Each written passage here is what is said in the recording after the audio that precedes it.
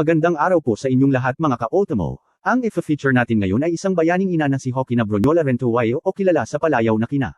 Ipinanganak sa lungsod ng Kawayan, Masbate. Kalayuan ay lumipat sila sa Bohol. Siya ay pangalawa sa pinakabunso sa magkakapatid. Hindi siya nakapagtapos ng elementarya dahil maaga siyang ipinapakasal kay Crescencio Colarte ng kanyang ama.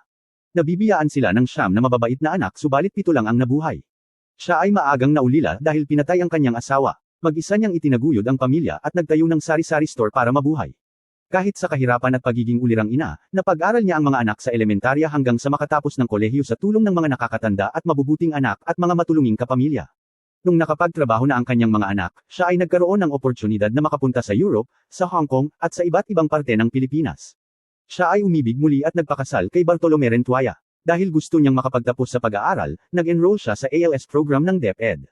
Siya ay tuluyang nakapagtapos sa sekundarya sa edad na 60, at naging guest speaker sa isang seremonya upang magbigay inspirasyon sa mga bagong henerasyon na magpatuloy sa pag-aaral. Salamat po.